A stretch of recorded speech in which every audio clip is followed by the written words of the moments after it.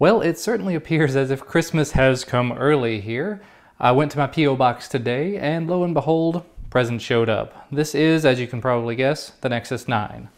So, this is the 32 gigabyte Wi-Fi version. It's the white one from what I can gather. Let's just go ahead and open it up, see what it looks like. And for the sake of time and my patience, we're going to go ahead and deal with this.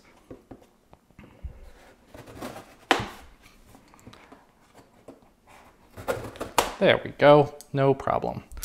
I was sort of under the impression that was going to be serrated, and it looks like it may have been, but maybe not serrated enough.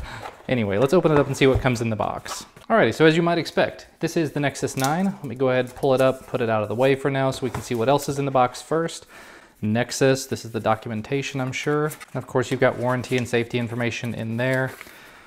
And here at the very bottom, of course, you've got the USB cable. Let's just open this up and take a look at it, see if it's any good.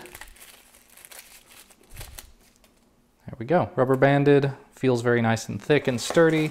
And then an HTC charger, which you might expect again because it's an HTC device through Google. And you probably won't be able to see that just because of the lighting and the angle and everything, but it does say output is 5 amps at 1.5 amps. So it should work quite nicely with any of the chargers that I've got here. If you are interested in seeing the kind of charger I'll be using with it, I did make a video over on XDA just last night talking about a bunch of different external USB chargers. But let's go ahead and open up the device itself. We'll just see what all the fuss is about, right? There we go, Nexus 9. This is the white one. This is the 32 gigabyte model. We do up here have the little non-flush camera with the LED flash, and on the front, that 9-inch screen. I will of course put all the specs down below so you can get a feel for what this actually has inside of it.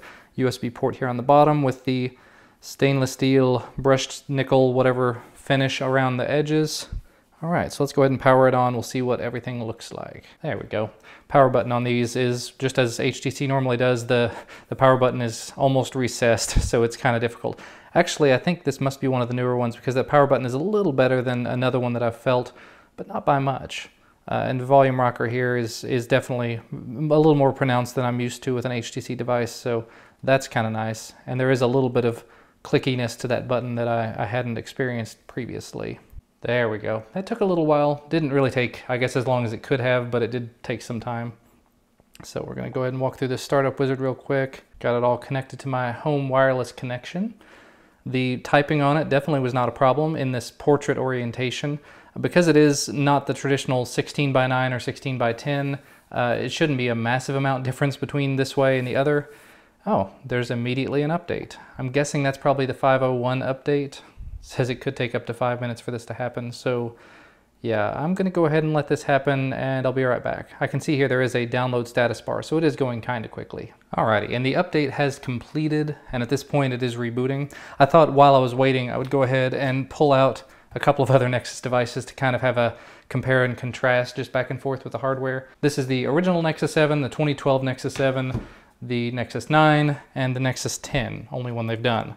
As you can see, this one does fall nicely right here in the middle, and you do have sort of the whole family. Unfortunately, don't have the 2013 Nexus 7, but I didn't really see a reason to upgrade at the time. But we'll go ahead and let this update finish, and then we'll get back with just an initial impressions of the device running Lollipop.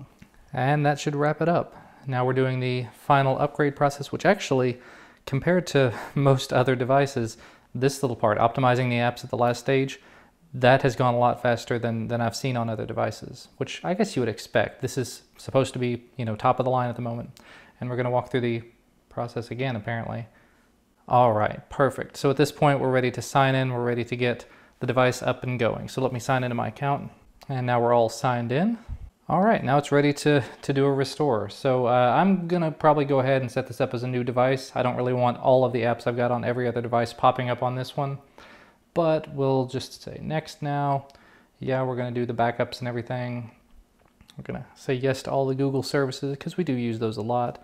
Yep, I'm gonna use Google now because I do that. And there we go. We are in the device. So we've got email and we've got Google Now, which will hopefully pop up here in a second. And apparently the update we did just a minute ago was not the Android 501 update, so we do have that option available. We're going to go ahead and hold off on that for just a minute just to see sort of how everything looks and feels. Let's say later. And now we'll just take a look at the rest of the OS, go into the settings. I did notice there it says we've got 80% battery life remaining. So far, very, very snappy. Seems to be working quite well. I'll go ahead and enable the developer settings, developer options.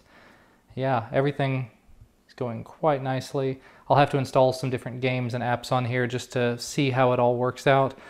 But so far, liking the build quality. Front-facing speakers, I'm really looking forward to testing those out.